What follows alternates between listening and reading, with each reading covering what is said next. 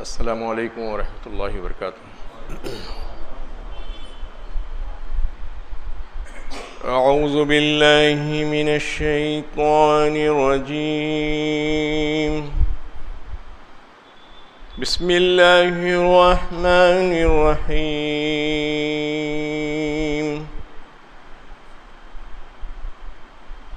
وَاضْرِبْ لَهُم مَّثَلَ الْحَيَاةِ الدُّنْيَا كَمَاءٍ أَنزَلْنَاهُ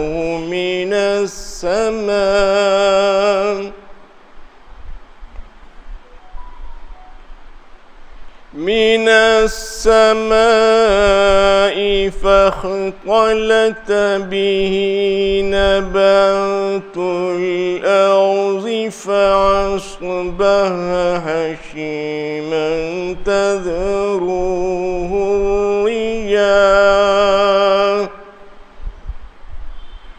وكان الله على كل شيء مقتدرا۔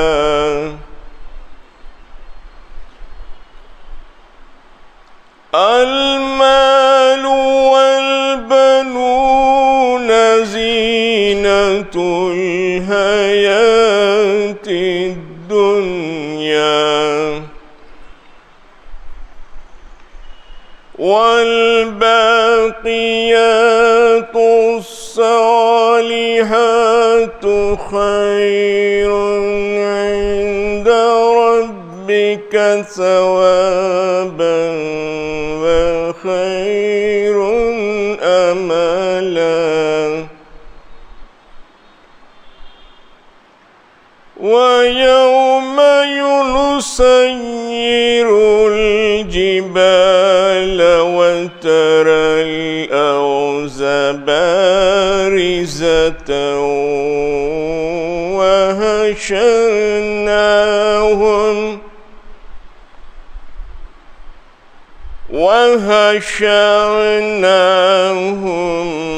فلم نغادر منهم أحدا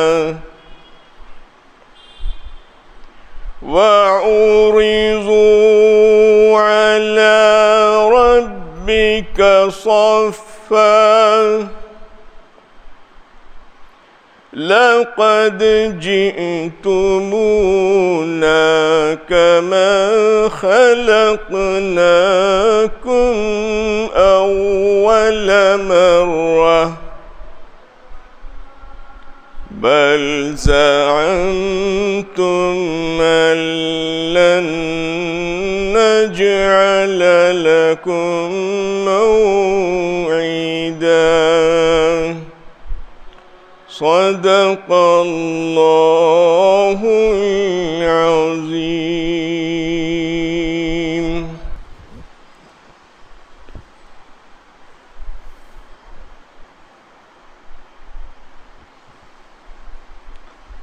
السلام علیکم ورحمۃ اللہ وبرکاتہ۔ الحمد للہ وحدہ والصلاة والسلام علی من لا نبی بعدہ، اما بعد فاعوذ باللہ من الشیطان الرجیم، بسم اللہ الرحمن الرحیم۔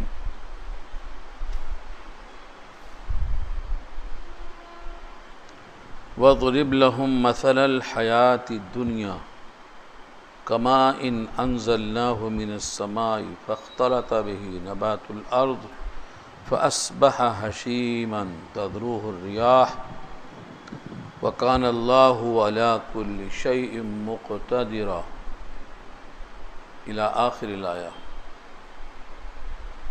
صدق الله العلي العظيم وصدق رسوله النبي الكريم ونحن على ذلك من الشاهدين والشاكرين۔ اللهم ألهمنا رشدنا وأعذنا من شرور أنفسنا، اللهم وفقنا لما تحب وترضى من القول والفعل والنية، رب اشرح لی صدری ویسر لی امری واحلل عقدۃ من لسانی یفقہوا قولی آمین یا رب العالمین۔ محترم حضرات، معزز سامعین، ملی بھائیوں، بزرگوں اور دوستوں، میری ماؤں اور بہنوں، پیارے بچوں،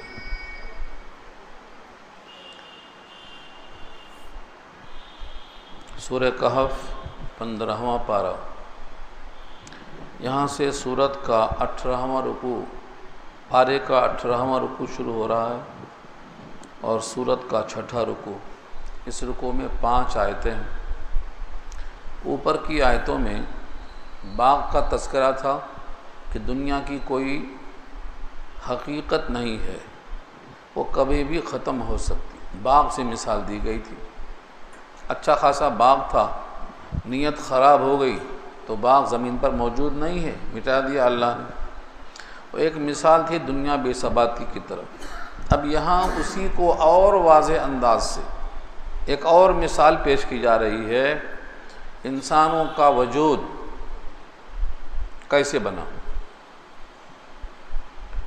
انسان کا وجود پانی سے ہے۔ یہ پانی مٹی سے ملا اور اس سے غذا بنی، اس سے خون بنا، اس سے نطفہ بنا، اس سے علقہ بنا، اس سے مضغہ بنا، اس سے انسان بنا، پھر یہ مٹی میں مل جاتا۔ تو یہ ترتیب بتاتی ہے کہ ہم اس پر قادر ہیں۔ جیسے پہلی بار مٹی سے انسان بنایا، دوبارہ پھر مٹی سے انسان ہم بنانے پر قادر ہیں۔ یہ مثال دے کے سمجھایا گیا اس رکوع میں۔ اسی لیے جب مٹی میں ملاتے ہیں تو ہم 3 جملے اپنی زبان سے کہتے ہیں، منہا خلقناکم، اسی مٹی سے ہم نے تم کو پیدا کیا ہے، وفیہا نعیدکم، اور اسی مٹی میں ہم تم کو دوبارہ داخل کر رہے ہیں، ومنہا نخرجکم تارۃ اخری، اور اسی مٹی سے ہم دوبارہ تم کو کھڑا کریں گے۔ یہ قرآن کی آیت ہے، سورہ طٰہٰ پارہ 16، اور یہ اس کا منشا ہے کہ آپ تیار رہو۔ یہ نہیں کہنا کہ دوبارہ کون پیدا کر سکتا ہے، جس نے پہلی بار پیدا کیا وہی دوبارہ پیدا کر سکتا ہے۔ تو اس رکوع کا عنوان یہ ہے، ہماری قدرت پر شک کرنے والا مومن نہیں ہو سکتا۔ وَضْرِبْ، یہاں سے یہی مثال ہے، مثال دے کے بتاؤ۔ وَضْرِبْ لَهُمْ، بیان کیجئے، لہم، ان کے لیے۔ اگر لکم ہوتا تو تمہارے لیے، لہم آیا تو ان کے لیے۔ یہ ان کون ہیں؟ جو مانتے نہیں۔ جہاں بھی کم آئے گا تو تمہارے لیے مثال، اور جہاں لہم آئے گا ان کے لیے مثال۔ تو یہ مثال کافروں کے لیے ہے جو ابھی آخرت پر یقین نہیں رکھتے۔ وَاضْرِبْ لَهُمْ، ان سے بیان کیجئے یا ان کے لیے بیان کیجئے۔ وَاضْرِبْ لَهُمْ، ان کے لیے بیان کیجئے۔ مثل الحیات الدنیا، دنیا کے حیات کی مثل کے معنی مثال۔ مثال کیوں دی جاتی ہے؟ تاکہ لوگوں کو سمجھ میں آئے۔ مثال ممثل لہو کے مطابق کبھی ہوتی ہے، کبھی کوئی ایک صفت مشابہ کی ہوتی ہے۔ میرا بیٹا شیر ہے، تو مطلب کیا ہوا؟ شیر کی طرح کچا گوشت تھوڑی کھاتا ہے، شیر ہے مطلب شیر کی طرح بہادر ہے۔ تو ایک صفت بہادری کی آئی تو بھی میرا بیٹا شیر ہے، کہہ دیا۔ انسان کے لیے یہ مثال جو بیان کی جاتی ہے، یہ ایک صفت میں مشترک ہے، وہ ہے پانی۔ پانی سے زمین سے غلہ نکلتا، پانی سے انسان کا بھی وجود بنتا۔ آدم کا پتلا بھی مٹی میں پانی سے ہی تیار ہوا تھا، اس پتلے میں بھی اللہ نے پھونک ماری تھی۔ یہاں اسی کا ذکر ہے۔ بیان کر دیجئے ان کے لیے دنیا کے زندگانی کی مثال، کماء، ماء کے معنی پانی کے آتے ہیں، کاف تشبیہ کے لیے، جیسے پانی، جیسے پانی۔ ماء سے جو پہلے کاف ہے، یہ کاف حرف تشبیہ کہلاتا ہے، کماء، اس پانی کی طرح، انزلناہ، جس کو ہم نے اتارا ہو، من السماء، آسمان سے، جہاں جہاں من السماء آئے گا اس کا معنی سمت آسمان سے اتارا.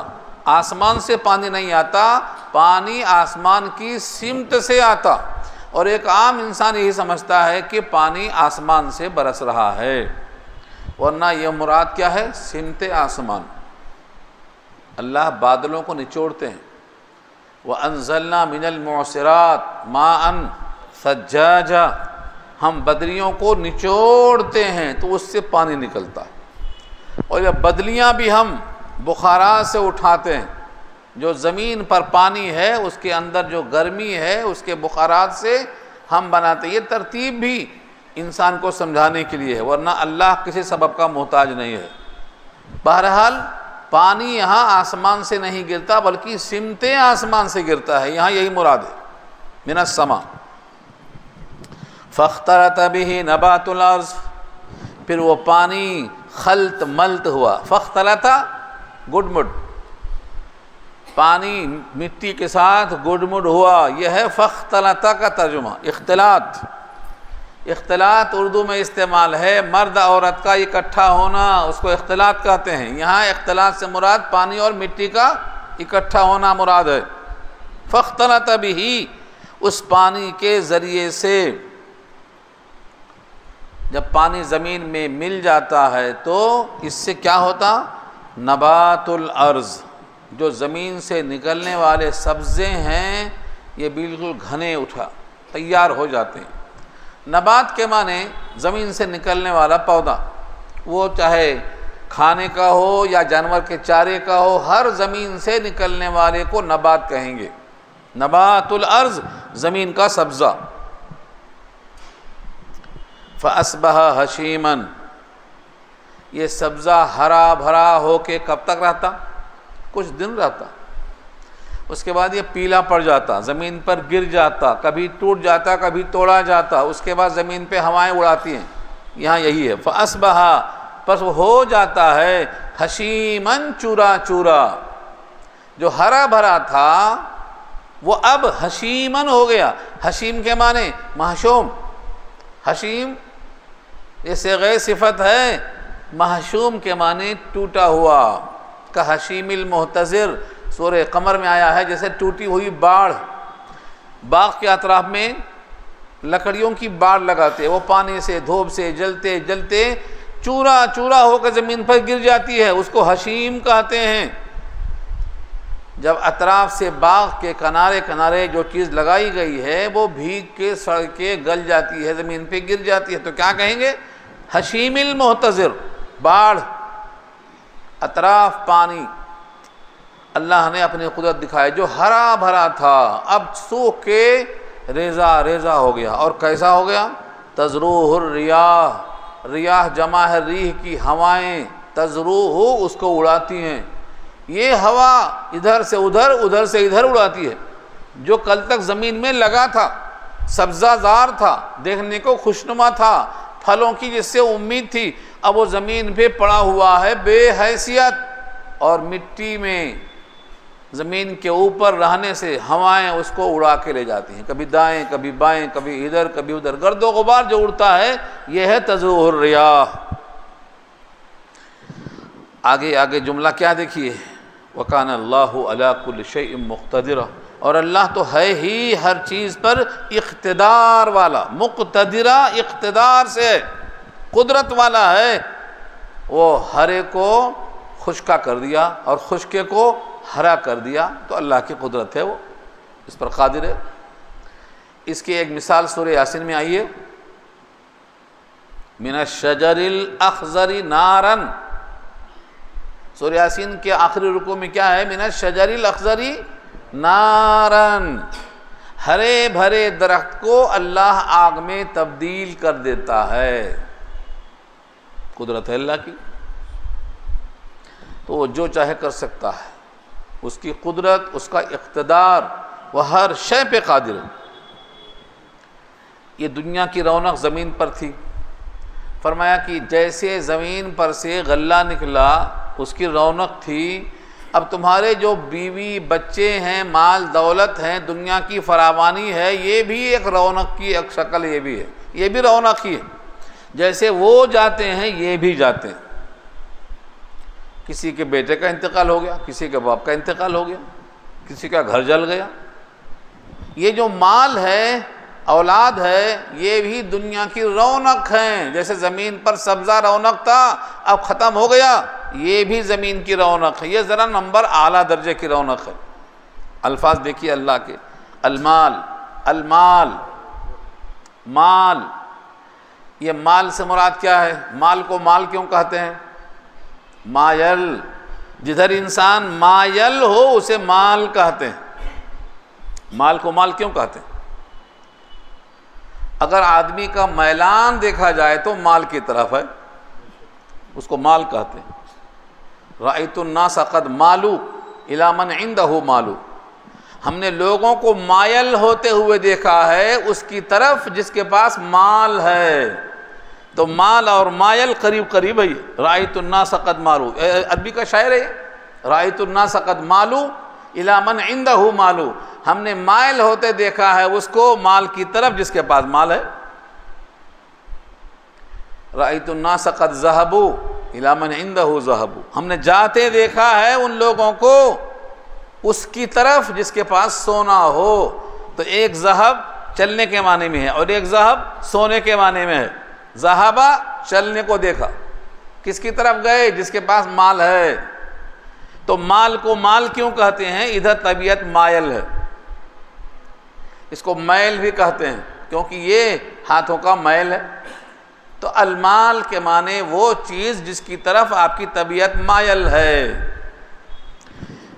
المال والبنون، بنون ابن کی جمع ہے، بیٹے. دنیا کی 7 چیزیں ہیں جو پسند ہیں انسان کو، اس میں نمبر 1 پہ بیٹے کو رکھا اللہ نے. اس کی لسٹ آئی ہے سورہ بقرہ میں. سورہ بقرہ میں اس کی لسٹ آئی ہے. زُجِّنَ لِلنَّاسِ حُبُّ الشَّهَوَاتِ مِنَ النِّسَاءِ وَالْبَنِينَ وَالْقَنَاطِيرِ الْمُقَنطَرَةِ مِنَ الذَّهَبِ وَالْفِضَّةِ وَالْخَيْلِ الْمُسَوَّمَةِ وَالْأَنْعَامِ وَالْحَرْثِ. یہ مثال یہاں 7 لسٹ آئی ہے. مگر یہاں اللہ نے سرے فہرست کس کو رکھا ہے؟ مال کو رکھا ہے. اس کے بعد بیٹے کو رکھا ہے. المال والبنون، مال اور بیٹے، مال اور اولاد. یہ دونوں کیا ہیں؟ زینت الحیات الدنیا، زینت ہیں دنیا کے زندگی کی. زینت، زینت کب تک رہتی؟ آدمی کا حسن کب تک رہتا؟ یہ حسن بھی عارضی ہے، زینت بھی عارضی ہے. انسان جس حسن پہ ناز کرتا ہے یہ حسن بھی اس کا عارضی رہتا ہے. اس لیے شاعر کہتا ہے حسن صورت چند روزہ اور حسن سیرت مستقل. حسن صورت چند روزہ اور حسن سیرت مستقل. اس سے خوش ہوتی ہے آنکھیں، اس سے خوش ہوتا ہے دل. اس لیے حسن سیرت دیکھنا ہے. حسن صورت سے زیادہ ثبات اور دوام کس میں ہے؟ حسن سیرت میں ہے.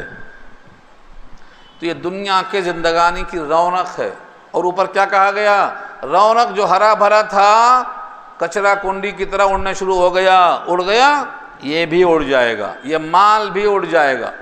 کبھی مال ضائع ہوگا، کبھی تم ضائع ہوں گے، مال رہے گا، دوسرے لوگوں کے ہاتھ میں رہے گا. آپ کا باغ ہے، آپ کی وفات ہوئی، مال تو ہے نا، دوسرے کے ہاتھ میں ہے. سونا ہے، چاندی ہے، مگر اب دوسروں کے ہاتھ میں ہے وہ. تو آپ یہاں سے منتقل ہوں گے برزخ کی طرف اور دوسروں کو یہ مال سونپ دیں گے. کبھی میراث میں لے گا، کبھی چھین کے لے گا، کبھی لوٹ کے لے گا. کیسا بھی بدلے گا ہاتھ. آج تک آدم کے زمانے سے لے کر آج تک کتنے لوگ مالک ہوئے ہیں اس زمین کے جس کے آج آپ مالک ہیں؟ اندازہ کر سکتے ہیں آپ؟ ہم بھی مالک نہیں رہیں گے، ہم بھی چھوڑ کے جانے والے ہیں. ہم کیا رہیں گے جب نہ رسول خدا رہے؟ اس کائنات میں جب اللہ کے رسول چھوڑ کے چلے گئے تو پھر کون رہے گا؟ کس کی مجال ہے کہ رہ جائے وہ؟ یہاں یہی کہا گیا ہے یہ دنیا کی رونق ہے. المال والبنون زینت الحیات الدنیا. مال اور بیٹے یہ دنیا کے زندگانی کی رونق ہیں. یہ بھی تھوڑے دن کی ہیں. پھر مستقل کیا رہے گا؟ فرمایا جو میرے پاس رہے گا وہ مستقل رہے گا. آ جاؤ میرے پاس یا بھیجو میرے پاس. یا جمع کرو میرے پاس۔ وہ کیا ہے؟ والباقیات الصالحات، باقی رہنے والی صالح چیزیں، خیر عند ربک، وہ بہتر ہوں گی تیرے رب کے پاس، ثواباً بدلے کے اعتبار سے، وہ خیر عملا، اور امید کے لحاظ سے۔ ہم کو سب سے زیادہ امید کس سے ہے؟ مال سے، اس کے بعد بیٹوں سے۔ اللہ فرماتے ہیں یہ عارضی ہے، اس سے بہتر یہ ہے کہ جو باقی رہنے والی چیزیں ہیں وہ تیرے رب کے پاس ہیں، ان سے امید لگا کے بدر جہاں بہتر ہیں وہ۔ اب سوال یہ ہے وہ کیا چیزیں ہیں؟ باقیات الصالحات میں کیا کیا آتی ہیں؟ ایک قول تو یہ ہے کہ تمہاری نیت یہ باقیات الصالحات، اگر تمہاری نیت صحیح نہیں ہے تو تم کتنا بھی اچھا کام کر لو وہ برباد ہے، اس کی کوئی حیثیت نہیں۔ آپ کی نیت، نماز آپ پڑھ رہے ہیں، نیت یہ ہے کہ لوگ خوش ہوں گے، نمازی کہیں گے دکھاوا ہے تو یہ نماز برباد ہے۔ آپ سخاوت کر رہے ہیں، نیت خراب ہے، لوگ کہیں گے واہ واہ کیا سخی ہے، نیت خراب ہے، یہ سخاوت بھی آپ کو ڈبائے گی۔ آپ کا کوئی عمل دنیا میں مقبول نہیں ہوگا اگر آپ کی نیت خراب ہے۔ تو ایک قول یہ ہے صحابی رسول کا کہ اس سے مراد نیت ہے، آپ کی نیت صحیح ہونا چاہیے۔ اور بخاری کی سب سے پہلی روایت اسی وجہ سے نیت پر آئی ہے، انما الاعمال بالنیات، تمام اعمال کا مدار نیت پر ہے ثواب کے اعتبار سے۔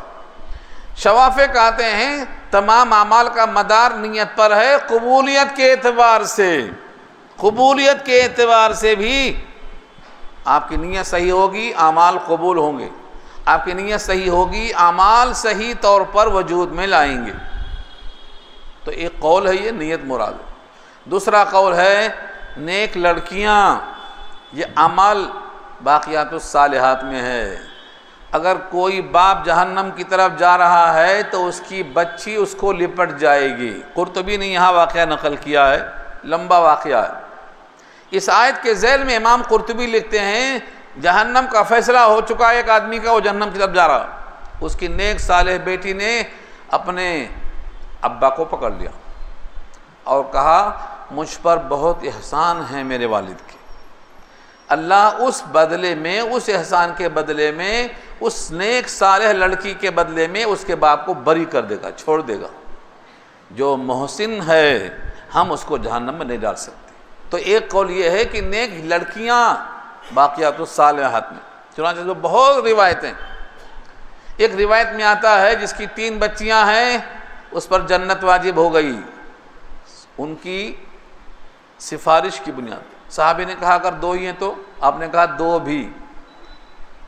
صحابی کہتے ہیں اگر میں پوچھتا کہ ایک ہی ہے تو بھی آپ کہتے وہ بھی کافی ہے جس لہجے میں بات ہو رہی تھی، لیکن مجھے شرم آئی کہ میں ایسا ترتیب وار بیان کروں۔ لڑکیاں اگر کسی کے پاس ہیں بشرطے کہ وہ صالح ہوں، تربیت اچھی دی ہو آپ نے، تو وہ آپ کے لیے باقیات الصالحات ہیں۔ جو بچہ ساقط ہو جاتا ہے نامکمل ہو کر، وہ فرشتہ جو رحم پہ ہے وہ اللہ کے حکم سے ساقط کرتا ہے۔ یہ بچہ بھی اپنے سرر سے، جس میں وہ لپٹا ہوا ہوتا ہے، جس میں رسی میں بندھا ہوا ہوتا ہے، اس کو سرر کہتے ہیں عربی میں، وہ اپنے ماں کو، اپنے باپ کو لے کر جائے گا۔ تو باقیات الصالحات میں نیت بھی ہے، لڑکی بھی ہے، اگر ساقط ہے بچہ تو بھی ہے، اور نیک عمل میں آپ کی تمام عبادات بھی ہیں، یہ باقیات الصالحات میں آتی۔ اور ایک جامع قول جس پہ سب کا اتفاق ہے وہ یہ ہے کہ جن لفظوں سے آپ اللہ کو یاد کرتے ہیں، جیسے سبحان اللہ، اللہ کی تسبیح، اللہ ہر عیب سے پاک ہے، ہر خوبی سے متصف ہے، یہ ہے سبحان اللہ کا مطلب، یہ باقیات الصالحات ہے۔ اللہ اکبر، اللہ سب سے بڑا ہے، یہ ہے باقیات الصالحات۔ سبحان اللہ و بحمدہ، باقیات الصالحات۔ لا الہ الا اللہ، باقیات الصالحات۔ جن چیزوں کو ہم کچھ بھی نہیں اہمیت دیتے ہیں، یہ چیزیں باقیات الصالحات ہیں، اور یہ ہمارے عمل کو، دیگر اعمال کو اوپر لے جاتی ہیں، اوپر۔ الیہ یصعد الکلم الطیب والعمل الصالح يرفعه، پارہ 22 کی آیت ہے یہ. ہمارے جو نیک نیتی ہے، ہمارا جو کلمہ طیبہ ہے، یہ ہے الکلم الطیب. کیا کہتا؟ یرفع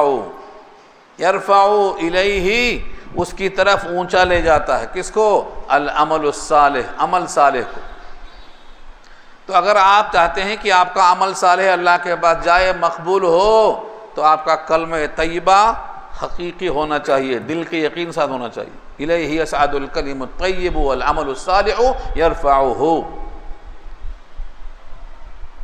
جتنے جملے ایسے آتے ہیں جیسے لا حول ولا قوت الا باللہ، یہ خزانہ ہے جنت کا. عرش کے پاس جو خزانہ ہے، اللہ کا خزانہ کہہ سکتے ہیں آپ.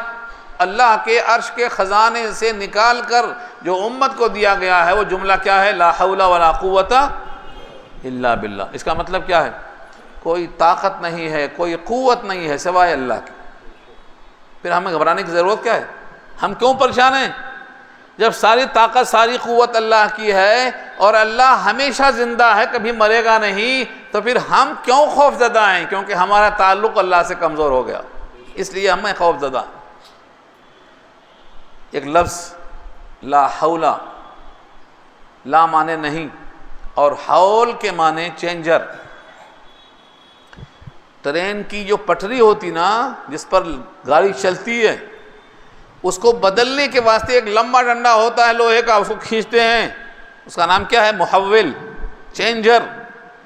مدراس جانے والی کو دلی بھیج دیتا، وہ لائن چینج کر دیتا. اس کا نام کیا ہے؟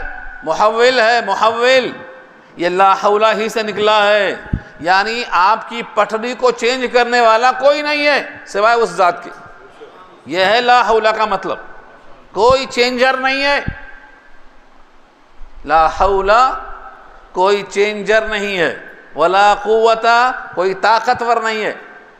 یعنی اللہ کے مقابل میں، اللہ کے فیصلے کے مقابل میں کوئی اور فیصلہ کر دے آپ کے لیے جنت و جہنم کا، اچھائی کا، برائی کا، بھلائی کا، کوئی کرنے والا نہیں ہے. یہ ہے لا حول ولا قوت، لا حول ولا قوت الا باللہ. ایسی یقین سے اگر آپ پڑھتے ہیں تو یہ کیا بنتا؟ باقیات الصالحات بنتا. یہ باقی رہے گا کھاتے میں، کھاتے میں باقی رہے گا. اس کائنات میں جتنے جملے آپ کی زبان پر نکلتے ہیں، فرمایا کہ 2 جملے اللہ کو بہت پسند ہیں. ایک سبحان اللہ و بحمدہ، سبحان اللہ العظیم. فرمایا رحمان کو محبوب ہیں، زبان پہ ہلکے پھلکے ہیں، لیکن جب تولے جائیں گے تو کوئی گناہ بھی طاقتور نہیں ہے اس کے مقابل میں، سب کو ہلکا کر دے گا. یہ ایسا بٹ ہے جو ترازو کو نیچے لے جائے گا. کلمتان حبیبتان، کبھی کلمتان 2 کلمے، سبحان اللہ و بحمدہ، سبحان اللہ العظیم، یہ 2 کلمے. خفیفتان علی اللسان، زبان پر ہلکے پھلکے، اور حبیبتان الی الرحمن، رحمان کو محبوب ہیں. ثقیلتان فی المیزان، جب تولی جائے گی ترازو تو اس میں بڑے بھاری وزندار ہیں. ان کو ہم چھوڑ کر کتنے کام میں لگے رہتے، زبان چلاتے رہتے ان کی غیبت میں، چغلی میں، تہمت میں، ہاں ہوں کرنے میں. وہ وقت نکالو، خلوت میں بیٹھ کر اللہ کے سامنے کہو سبحان اللہ و بحمدہ، سبحان اللہ العظیم. یہ کیا ہے؟ یہ الباقیات الصالحات ہے. یہ باقی رہے گا، اسے کوئی چھین نہیں سکتا، آپ کے کھاتے سے کوئی چرا نہیں سکتا. ذکر اللہ سب سے بڑا، اللہ سب سے بڑا، اور اللہ کی یاد بھی سب سے بڑی. ولا ذکر اللہ اکبر، اللہ بھی اکبر ہے اور اللہ کی یاد بھی اکبر ہے. اس لیے وقت ضائع مت کرو. جا کے بیٹھے ہیں کرسی پہ، ولیمے میں کھانے کا انتظام، 1 گھنٹہ بیٹھے وہاں، گپ شپ چلتی ہے.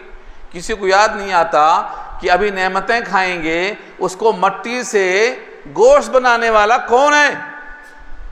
اب جو ہم روٹی کھائیں گے، لذیذ کھانے کھائیں گے، وہ مٹی تھا، اس مٹی کو لذت دینے والی ذات کون ہے؟ ذکر نہیں آتا اس کا. کھانے کے بعد کہیں گے چاول چھوٹا تھا، چاول ذرا چھوٹا تھا، ذرا باریک کم تھا، ذرا نمک زیادہ ہو گیا، ذرا گوشت کم گلا تھا. یہ سب چلتا. کیونکہ ہمیں اس کو سامنے نظر آتا دکھائی دیتا ہے، اس کو مٹی سے لذیذ بنانے والی ذات نظر نہیں آتی، سب غافل بیٹھے رہتے۔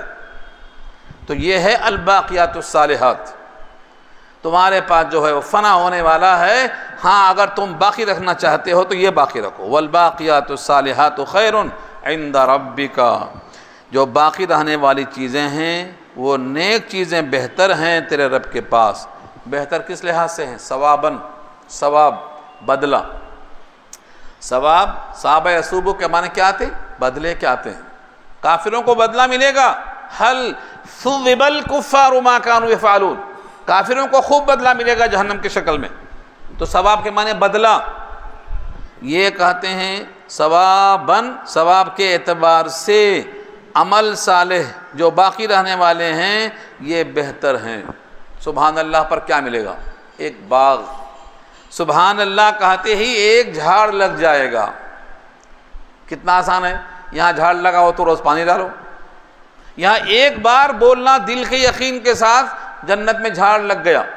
اور ایک جھاڑ بھی اگر آپ کو ملا نا جنت میں تو دنیا و ما فیہا سے بہتر ہے۔ کوڑا، کوڑا معلوم جس سے مارتے ہیں، کوڑا، چابک، ایک کوڑا رکھنے کی جگہ مل گئی، ایک کمان رکھنے کی جگہ مل گئی، ایک لکڑی رکھنے کی جگہ مل گئی تو دنیا و ما فیہا سے بہتر ہے، ساتوں زمین ساتوں آسمان سے بہتر ہے۔ اگر وہاں آپ کو ایک باغ اور ایک درخت ملتا ہے سبحان اللہ کہنے پر تو سستا سودا ہے کہ نہیں ہے؟ اتنا سستا ہے کہ یقین ہی نہیں آتا۔ جس سے پہلے لوگ کہتے تھے زمین بہت سستی تھی، اب یقین نہیں آتا کسی کو، سستی تھی زمین، سستی ہے وہاں کی، جنت کی زمین سستی ہے، سبحان اللہ بولتے ہی جھاڑ لگ جائے گا۔ آپ سمجھتے ہوں کہ میرا جھاڑ تو سوکھ جاتا، پانی نہیں ملا تو سوکھ جاتا۔ اللہ فرماتے ہیں 100 سال تک گھوڑے پر سوار ہو کر چلتا رہے گا، چھاؤں ختم نہیں ہوگی ایک جھاڑ کی۔ 100 سال، یہاں تو عمر ہی 100 سال ہے کسی، 100 سال چلتے رہیں گے گھوڑے پر بیٹھ کر تو ایک درخت کی چھاؤں ختم نہیں ہوگی۔ ایک بھی مل گیا تو بہت بڑی بات ہے، ایک درخت بھی مل گیا تو بہت بڑی بات ہے۔ زندگی بھر سبحان اللہ کے بدلے اگر جنت میں ایک درخت مل گیا تو کیا گھاٹا ہے؟ زبان پہ کون سا بڑا بوجھ ہے؟ زبان پر اتنے چٹخارے ہوتے ہیں نعمتوں کی، یہ سب اسی نے مٹی سے بنایا ہے، اس کا نام لینے میں تکلیف کیوں ہوتی ہے؟ آپ اس سے امید رکھو۔ اللہ فرماتے ہیں امید رکھنا شرط ہے، اسی کا نام ایمان ہے۔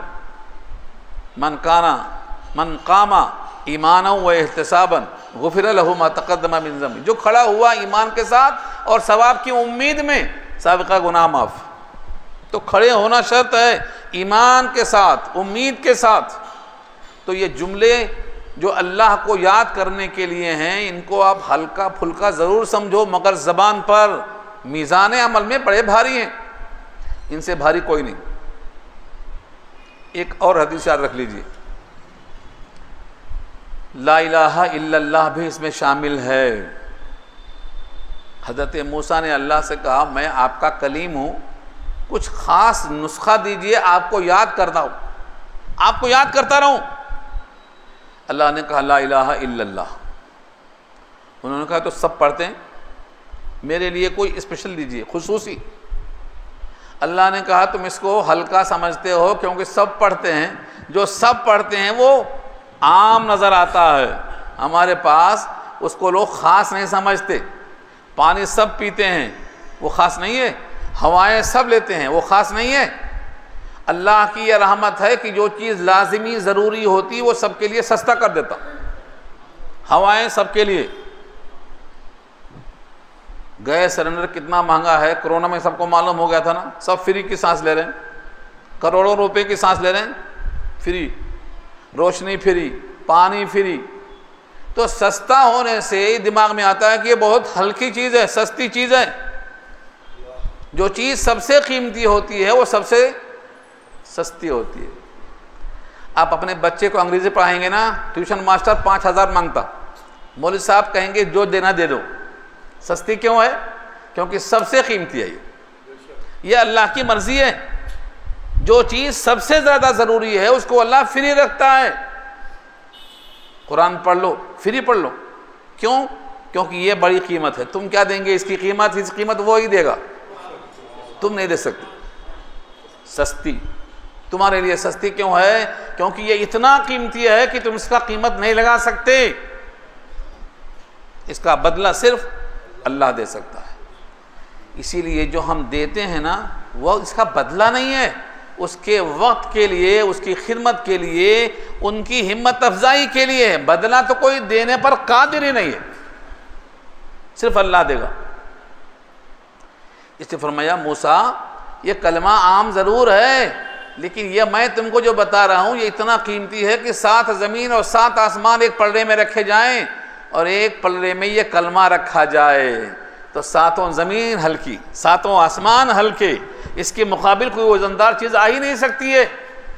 تب موسیٰ کو سکون ہوا، یہ ہے لا الہ الا اللہ. تو اگر آپ چاہتے ہیں باقیات الصالحات تو مالدار ہونا شرط نہیں ہے، بلکہ مالدار پیچھے ہو جائیں گے. ایک حدیث یاد آئی مجھے، مالداروں پر صحابہ نے پوچھا آپ جو ہم کو بتاتے ہیں وہ یہ مالدار بھی کرتے ہیں؟ اصل سوال لمبا ہے، لمبی حدیث ہے. کچھ کمزور غریب لوگوں نے کہا کہ آپ ہم کو بتائیے، ہمارے پاس مال تو ہے نہیں. یہ جو مالدار ہے نا صدقہ دے کے مال خرچہ کر کے بہت آگے چلے جاتے، ہمارے پاس کچھ بھی نہیں ہے، ہم ان کا مقابلہ کیسے کریں، ہم ان سے آگے کیسے جائیں؟ آپ نے کہا سستا ہے یہ، سبحان اللہ، الحمدللہ، اللہ اکبر، لا الہ الا اللہ، یہ پڑھ لو تم 100 مرتبہ، ان سے آگے جاؤ گے. جب معلوم ہوا مالدار صحابہ کا تو وہ بھی پڑھنے لگے. پھر صحابہ نے کہا کہ اب وہ کلمہ وہ بھی پڑھ رہے ہیں، ہم بھی پڑھ رہے ہیں، اب ان سے آگے جانے کا راستہ کیا ہے؟ تو کہا یہ اللہ کی عطا ہے، جس کو چاہتا ہے آگے لے جاتا ہے، تم کسی کو روک نہیں سکتے. تم اپنا آگے بڑھنے کی کوشش کرو، کسی کو روکنے کی فکر مت کرو. تو یہ ذکر کا معاملہ ہے، اس کو پڑھنے والا پیچھے ہو ہی نہیں سکتا، آگے جائے گا، وہ اوپر ہی جائے گا وہ. تو آپ یہ مت سمجھو کہ ہمارے پاس مال نہیں ہے تو ہم کیسے آگے جائیں. اللہ کے پاس مال کی ویلو نہیں ہے، آپ کی نیت کی ویلو ہے.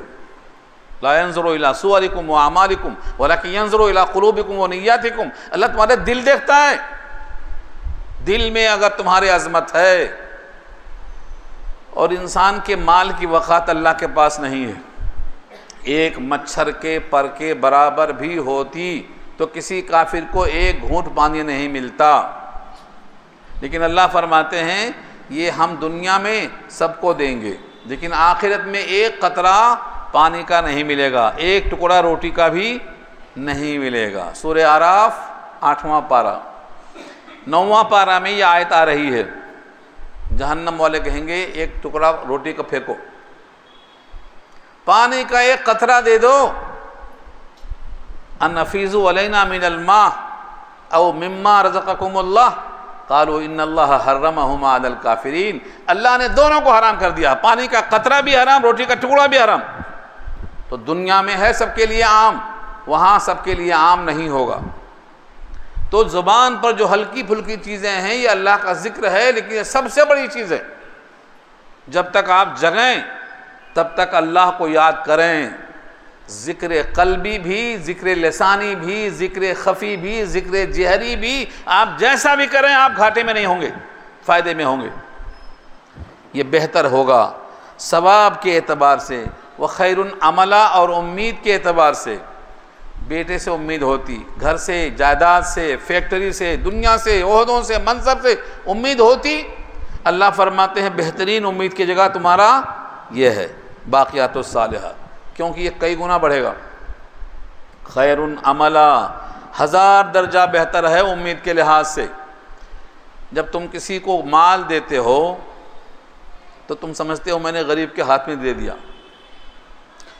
تم دیکھتے ہو جس کے ہاتھ میں دیا اس کو دیکھتے ہو.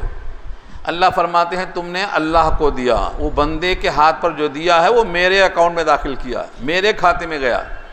اور میں اس کو ایسا بڑھاتا ہوں جیسے کسان بچھڑے کو پال کے بڑا کرتا ہے. بچھڑا کسان جب پالتا ہے تو جلدی بڑا ہو جاتا. اللہ جب اپنی مٹھی میں لے گا تو ایسا بڑھائے گا، ایسا بڑھائے گا کہ آپ کو یقین ہی نہیں آئے گا. اس لیے یہ بہترین ہے بدلے کے اعتبار سے اور بہترین ہے امید کے لحاظ سے۔ امید کس سے کرنا ہے؟ اللہ سے۔ آپ ایک نماز پڑھیں تو اس سے امید رکھیں کہ یہ نماز کا مجھے بدلہ ملے گا۔ بدلہ کیسے ملے گا؟ ہر نیک عمل آخرت میں ایک شکل میں ڈھل جائے گا۔ زکوٰۃ نہیں دیں گے وہ مال سانپ بن جائے گا، نماز پڑھیں گے یہ نماز ہور بن جائے گی، سورہ ملک پڑھیں گے سورہ ملک آپ کو عذاب قبر ہونے نہیں دے گی۔ نیک اعمال آپ کی قبر میں آپ کے لیے مونس و غمخوار بن جائیں گے، ہر عمل ایک شکل میں ڈھل جائے گا۔ تو آپ ہمیشہ امید کس سے رکھیں؟ یہ ہے خیر عملا، بہترین امید رکھیں اس سے۔ اب سوال پیدا ہوتا ہے کہ کب ہوگی یہ امید ہماری بر آئے گی، کب ظاہر ہوگی؟ اللہ فرماتے ہیں ایک دن آ رہا ہے جس کا نام یہ ہے وَيَوْمَ نُسَيِّرُ الْجِبَالَ وَتَرَى الْأَرْضَ بَارِزَةً وَحَشَرْنَاهُمْ فَلَمْ نُغَادِرْ مِنْهُمْ أَحَدًا۔ ایک دن ایسا آئے گا نُسَيِّرُ الْجِبَالَ، ہم پہاڑوں کو چلائیں گے۔ نسیر سیر سے نسیر، چلائیں گے ہم کس کو؟ الجبال، جبل کی جمع ہے، بڑے بڑے پہاڑ جو ہل نہیں سکتے ہم چلائیں گے ان کو۔ یہ قدرت ہے اللہ کی۔ بڑے بڑے پہاڑ جو زمین میں لرزہ آنے سے روکتے ہیں، کپ کپی ارتعاش سے بچاتے ہیں، ہم ان پہاڑوں کو چلائیں گے تو زمین کپ کپائے گی نا، زمین پہ رہنے والے گھر باقی رہیں گے، یہ سب کپ کپائیں گے۔ وَيَوْمَ نُسَيِّرُ الْجِبَالَ، اور ہم جس دن چلائیں گے پہاڑوں کو، وَتَرَى الْأَرْضَ بَارِزَةً، اور تم دیکھو کہ زمین کو کھلی پڑی ہے۔ بارزہ مانے ایک گھر نہیں رہے گا اس پر، ایک پہاڑ نہیں، ایک دریا نہیں، ایک سمندر نہیں، ایک جھاڑ نہیں، زمین پوری کی پوری کھلی۔ بارزہ مانے کھلی،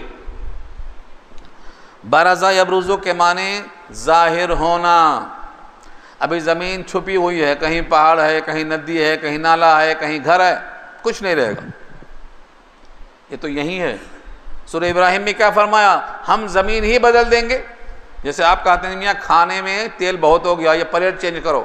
ہاں بریانی کھا گئے، اس کی چکناہٹ کو پریشان ہے، پلیٹ چینج کرو بولتے۔ اللہ فرماتے ہیں ہم زمین چینج کر دیں گے، یہ زمین نہیں رہے گی۔ سورہ ابراہیم میں الفاظ آتے ہیں ہم زمین کو بدل دیں گے۔ یوم تبدل الارض غیر الارض والسماوات، اور آسمان بھی نہیں رہے گا، چینج کر دیں گے ہم۔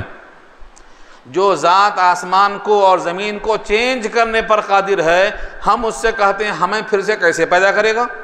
کیا انسان ہے یہ؟ یہاں سبق یہی ہے، ہم چلائیں گے پہاڑوں کو ایک دن، اور تم دیکھیں گے اس دن زمین کھلی پڑی ہے۔ جب زمین کھلی پڑی رہے گی تو سب ایک دوسرے کے سامنے چھپنے کی کوشش نہیں کریں گے، سب حاضر ہوں گے، ننگے پاؤں، ننگے جسم، پیدل چل لیتے ہوئے آئیں گے۔ یہ تین لفظ یاد رکھنا، ننگے جسم اور ننگے پاؤں اور پیدل چلتے ہوئے اللہ کے پاس جمع ہوں گے، سب کھڑے ہوں گے۔ وَبَرَزُوا لِلَّهِ الْوَاحِدِ الْقَهَّارِ، سورہ ابراہیم میں آ چکا۔ سب کے سب جمع ہوں گے اللہ کے سامنے۔ بی بی عائشہ کہتی ہیں کون ننگے جسم، ننگے بدن، کتنی بے حیائی کا عالم ہوگا، ایک دوسرے کو دیکھتے ہوں گے۔ حضور نے کہا کون دیکھنے کے موقف میں ہوگا؟ سب کی نگاہیں اوپر نہیں اٹھیں گی۔ خوف کا یہ عالم ہوگا کہ نگاہیں کسی کی اوپر نہیں اٹھیں گی۔ اب یہاں اور بھی کئی سوالات ہیں۔ یہ جو ہمارا کفن ہے مردوں کو پہنایا جاتا ہے، اس کفن میں کھڑے ہوں گے۔ محشر سے پہلے جو قبر والے باہم ملتے ہیں تو اسی کفن میں رہتے ہیں۔ محشر کے میدان میں جو کھڑے ہوں گے وہ بغیر کپڑوں کے کھڑے ہوں گے، وہ ننگے بدن کھڑے ہوں گے۔ بعض نے اور بھی بحثیں کی ہیں یہاں۔ شہداء کے بارے میں آتا ہے کہ شہداء اپنے لباس میں کھڑے ہوں گے۔ اللہ تعالیٰ نے شہداء کا اکرام بہت کیا ہے، اتنا زیادہ اکرام کیا ہے کہ انبیاء نے رشک کیا اس کے اوپر، رشک۔ تو زمین کھلی ہوگی، پہاڑ چلتے ہوئے نظر آئیں گے. وحشرناہم، اور ہم سب کو جمع کریں گے. حشرناہم، ہم ان کو جمع کریں گے. حشرہ کے معنی جمع، اسی لیے اس کا نام ہے محشر، میدان محشر. اسی حشرہ سے محشر ہے، اس میں ظرف، سب کو جمع کریں گے ہم. فَلَمْ نُغَادِرْ مِنْهُمْ أَحَدًا، ہم نہیں چھوڑیں گے ان میں سے کسی ایک کو. کسی ایک کو ترجمہ کس کا ہے؟ احدن کی تنوین کا ترجمہ ہے.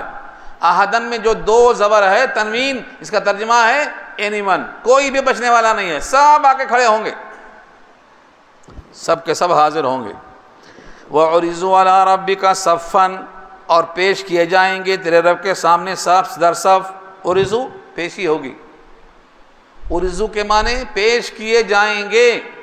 عَلَىٰ رَبِّكَ، آپ کے رب کے سامنے، صفًا صف در صف. اس موقع پہ اللہ خطاب کریں گے اور کہیں گے لقد جئتمونا، آئے نا، لقد جئتمونا، البتہ تحقیق تم سب ہمارے پاس آئے نا. کما خلقناکم اول مرہ، جیسا کہ تم کو ہم نے پیدا کیا تھا پہلی بار. پہلی بار جیسے پیدا کیا تھا ویسا اب دوبارہ پیدا کیا، اٹھ کے آئے نا. یہ سوال ہوگا. بل زعمتم ان لن نجعل لکم موعدا، بلکہ تمہارا تو گمان یہ تھا، تمہارا تو تصور یہ تھا کہ ہم ہرگز نہیں بنائیں گے تمہارے واسطے کوئی وعدے کی جگہ یا کوئی وعدے کا دن یا کوئی وعدے کا وقت. موعدا وعدہ سے ہے، یہ وقت موعود پھر سے کھڑے ہونے کا نہیں آئے گا، تمہارا گمان یہ تھا.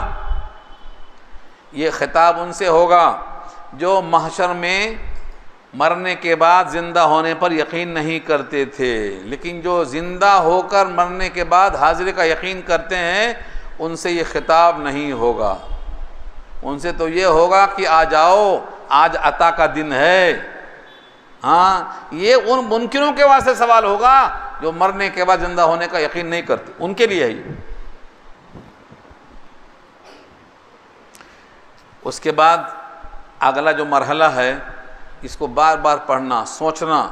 وَوُضِعَ الْكِتاب، کتاب رکھی جائے گی. یہ سمجھتے ہیں قرآن رکھی جائے گی، قرآن نہیں، آپ کی کتاب جو آپ لکھ رہے ہیں. اس میں پتہ نہیں آج فجر کی نماز ہے کہ نہیں ہے. ہاں، روزانہ جو آپ صبح سے شام کر رہے ہیں اس کا نام کتاب ہے، کتاب زندگی. یہ کتاب پرنٹ ہو رہی ہے. محشر کے میدان میں اللہ اس کو پھینکیں گے اور ہوائیں اڑا کر ہر ایک کے گلے میں ڈال دیں گی اس کتاب کو. اسی صورت سے پہلے آ چکا ہے بنی اسرائیل میں. اللہ کہیں گے اقرأ کتابک کفا بنفسک اليوم علیک حسیبا، اپنا حساب خود کر لے، اس میں ہمارے لیے کیا انعام ہے، کیا سزا ہے، پڑھ لے، فیصلہ کر لے. یہ کتاب یہاں مراد ہے. وَوُضِعَ الْكِتاب، اور کتاب یعنی نامہ اعمال رکھا جائے گا. فَتَرَى الْمُجْرِمِينَ مُشْفِقِينَ، پھر دیکھیں گے تم مجرموں کو ڈرتا ہوا. مجرمین مجرم کی جمع ہے، جس کے خلاف جرم ثابت ہو جائے وہ مجرم. نماز نہ پڑھنا بھی جرم ہے، مجرم کہلائے گا. اللہ کہیں گے بے نمازی بے نمازیوں سے الگ ہو جاؤ. وَامْتَازُوا الْيَوْمَ أَيُّهَا الْمُجْرِمُونَ، سورہ یاسین. مجرم اور غیر مجرم الگ، ہم اکٹھا ہونے نہیں دیں گے آج. اللہ نے خود کوشچن مارک ڈالا ہے، سورہ قلم پارہ 29 میں کہا ہے أَفَنَجْعَلُ الْمُسْلِمِينَ كَالْمُجْرِمِينَ، کیا ہم مسلم کو مجرم کی طرح کر دیں گے؟ کوشچن مارک ڈالا اللہ نے. تمہیں کیا ہو گیا ہے؟ تم کیسا خیال کرتے ہو کہ وفادار غدار دونوں ایک کیسے ہو سکتے ہیں؟ مسلم اور مجرم ایک نہیں ہو سکتے. أَفَنَجْعَلُ الْمُسْلِمِينَ كَالْمُجْرِمِينَ مَا لَكُمْ كَيْفَ تَحْكُمُونَ، کیسا فیصلہ کرتے ہو؟ ایک وفادار ہے، ایک غدار ہے، ایک حکم کی تعمیل کرتا ہے، ایک حکم کو توڑتا ہے، دونوں کا انجام یکساں کیسے ہوگا؟ وَامْتَازُوا الْيَوْمَ أَيُّهَا الْمُجْرِمُونَ. یہاں اشارہ اسی کی طرف ہے. کتاب رکھی جائے گی اور آپ دیکھیں گے مجرموں کو مشفقین ڈرتے ہوئے. کس سے ڈر رہے ہیں یہ؟ مما فیہ، اس مضمون سے، اس فہرست سے جو اس میں لکھا ہوا ہے کہ اس کا ایمان تو صحیح نہیں تھا، یہ تو قادیانی ہو گیا تھا، یہ تو نبوت کے نئے ہونے کا دعویٰ کر رہا تھا، فیہ اس میں کیا کیا ہے سب لکھا ہوگا۔ اعمال کی لسٹ بعد میں آئے گی، پہلے آپ کی نیتوں کی لسٹ آئے گی، آپ کے ایمانیات کی لسٹ آئے گی۔ 72 فرقوں میں سے ایک فرقہ جنت میں جائے گا، اہل سنت والجماعت، یہ اس میں سے تھا کہ بقیہ 72 میں سے تھا، یہ پہلے لسٹ پیش کی جائے گی۔ انسان اپنے ایمان کے لحاظ سے ممتاز ہوگا، اعمال کا درجہ نمبر 2 پہ آئے گا۔ ایمان کی بحث میں امام بخاری نے ایک چیپٹر قائم کیا ہے، باب التفاضل اہل الایمان، اہل ایمان میں تفاضل کا بیان، یعنی ایک کا ایمان دوسرے کے ایمان سے کم تر ہے یا بہتر ہے، تفاضل ہو گیا، فرق ہو گیا۔ تو یہ ہے مما فیہ، جو کچھ کی اس کتاب میں ہوگا اس سے وہ ڈرتے ہوں گے۔ عقیدہ خراب ہے تب بھی ڈرتے ہوں گے۔ ہر چیز درست ہونا، اس کے لیے اللہ سے ہی توفیق مانگنا، ہر چیز۔ وَيَقُولُونَ، اور کہتے ہوئے ہوں گے، یا وَيْلَتَنَا مَا لِهَذَا الْكِتَابِ، ہائے ہماری افسوس، ہائے ہماری کمبختی، ویل خرابی، یا ویلتنا ہائے ہماری کمبختی، ما لِهَذَا الْكِتَابِ، کیا ہو گیا اس کتاب کو، لا یغادر صغیرۃ، نہیں چھوڑتا ہے کوئی صغیرہ گناہ، ولا کبیرۃ، اور نہ کوئی کبیرہ گناہ، الا احصاها، مگر اس کو شمار کر کے رکھا ہے۔ نہ صغیرہ چھوڑتا ہے نہ کبیرہ۔ یہ کتابچہ کون لکھ رہا ہے؟ آپ لکھ رہے ہیں، اپنا اعمال خود آپ لکھ رہے ہیں۔ اس کتابچے میں کوئی چیز چھوٹنے والی نہیں ہے، نہ صغیرہ نہ کبیرہ۔ ہاں اگر ایک چیز ہے توبہ، سچی توبہ، تو یہ مٹ جائے گا۔ اللہ سے آپ سچی توبہ کریں گے تو توبہ کے دن سے پہلے کے سارے گناہ مٹ جائیں گے۔ توبہ ایسی چیز دیا ہے کہ اگر آپ کثرت سے توبہ کرتے ہیں تو آپ کے کھاتے میں صرف نیکیاں بچیں گے، گناہ ختم ہو جائیں گے، رہیں گے نہیں اس میں۔ اسی کا نام ہے مغفرت۔ مغفرت کے معنی کیا ہے؟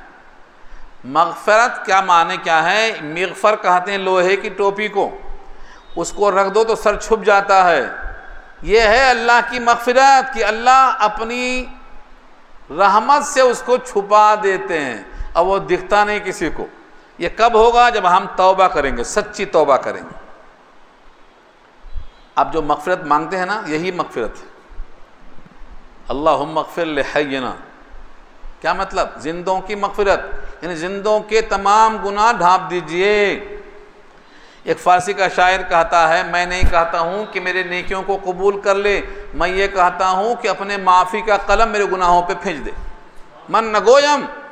من نگویم کی طاعتم بپذیر، قلم عفو بر گناہم کش۔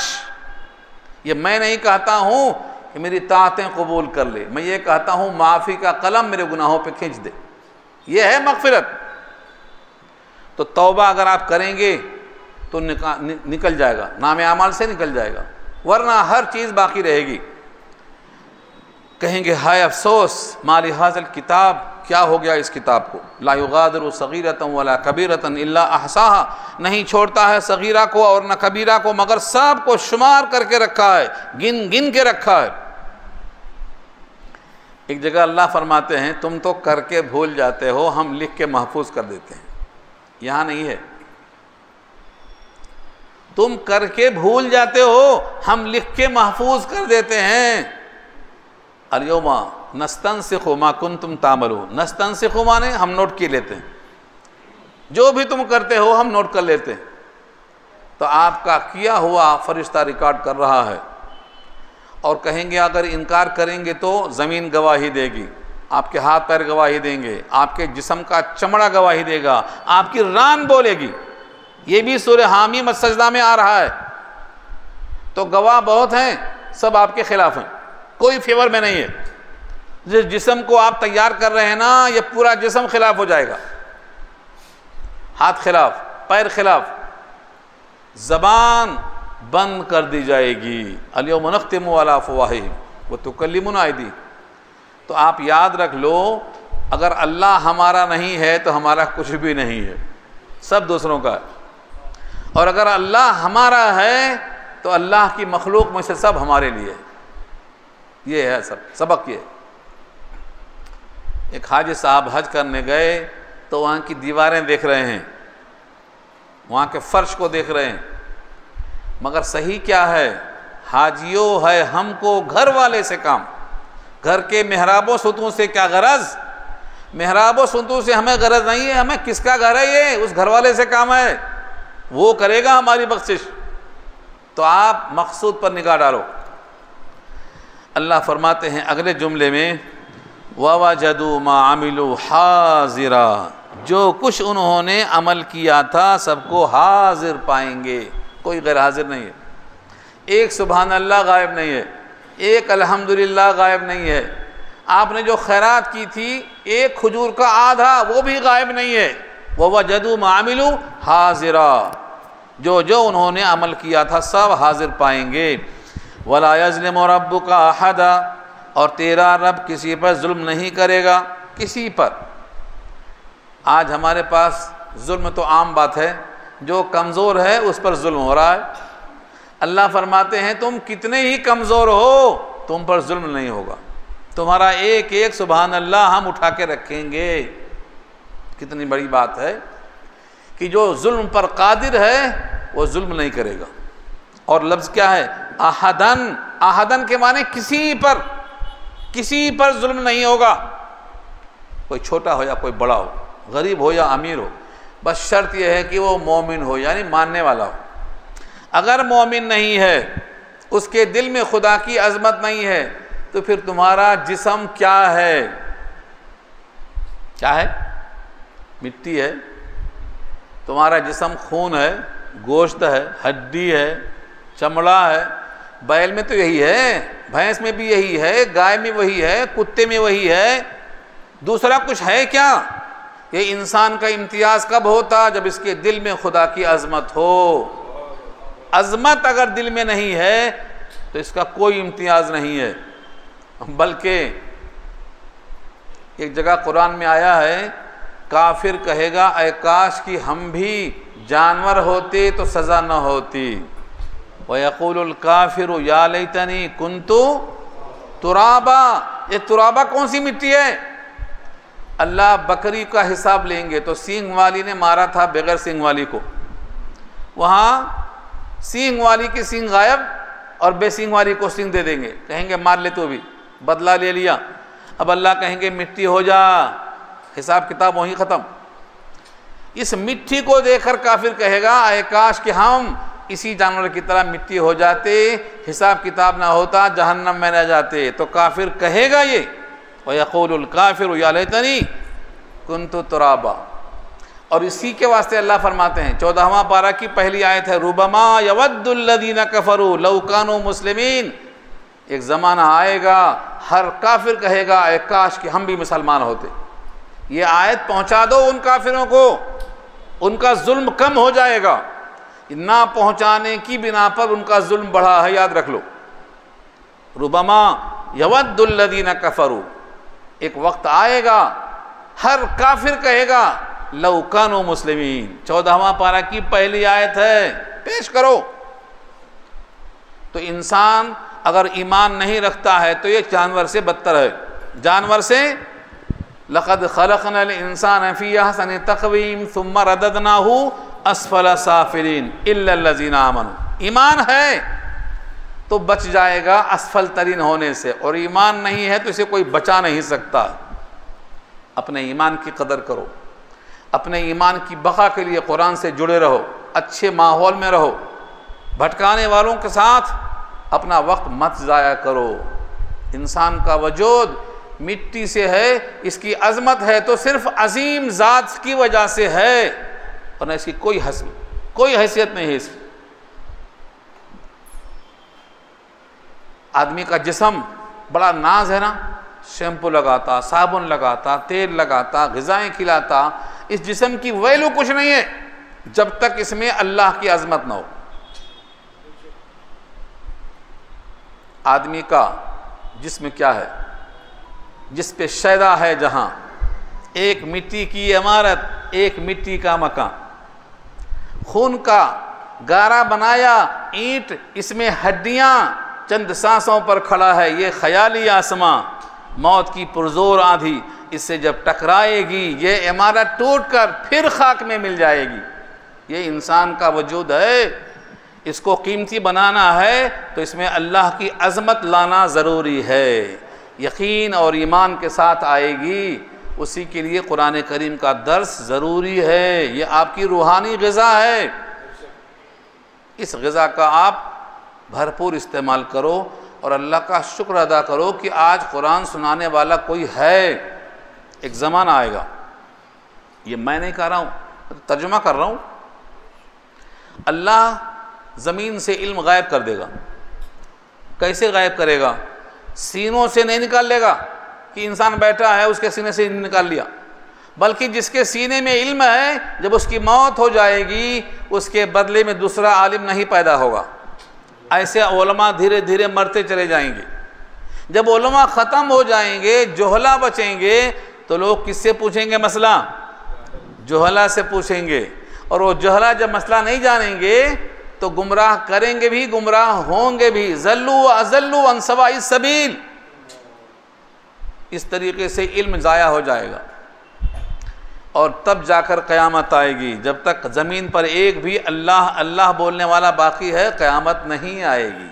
قیامت کے لیے زمین پر اللہ اللہ بولنے والا رکاوٹ بن رہا ہے، یاد رکھ لو، اس لیے ہر بستی میں عالم ہونا ضروری ہے۔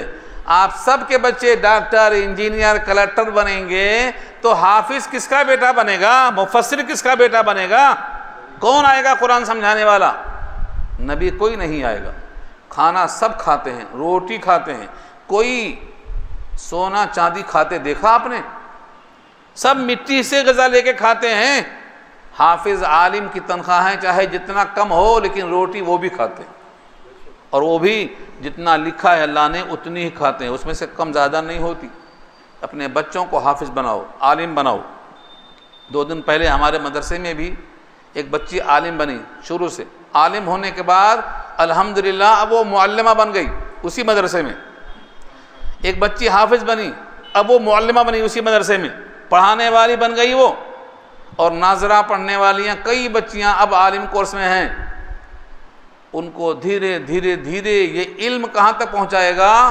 اللہ سے قریب پہنچاتا ہے یہ، کیونکہ علم کہتے ہیں روشنی کو، وہ روشنی جس میں حق نظر آتا ہے تو وہ روشنی علم کہلاتی ہے، اور جس میں حق نظر نہیں آتا وہ روشنی علم نہیں کہلاتی ہے، وہ فن کہلاتی ہے۔ فن، فنون ہیں، دنیا کے تمام علم فنون ہیں، اور وہ علم جسے اللہ نظر آتا ہے وہ علم روشنی کہلاتا ہے۔ تو اب دنیا بہت محدود ہے، تھوڑے دن کے لیے 50 سال 60 سال، اس کے بعد سب اندر پھر باہر۔ اور اصل دیکھا جائے تو زندگی مومن کی شروع ہوتی ہے مرنے کے بعد۔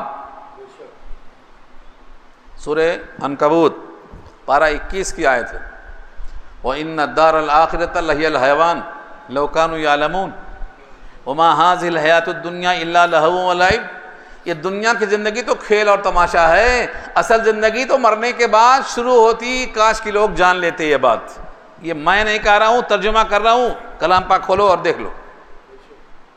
اس لیے اصل زندگی مرنے کے بعد شروع ہوگی، اس کی تیاری قرآن سے کرو۔ اور آخری بات، زمین میں اگر آپ چنا لگائیں گے تو گیہوں نہیں ملے گا، چنا ہی ملے گا۔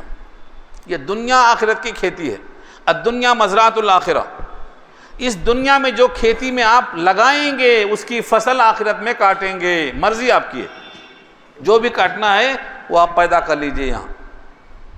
یہ ہے پیغام اس رکوع کا۔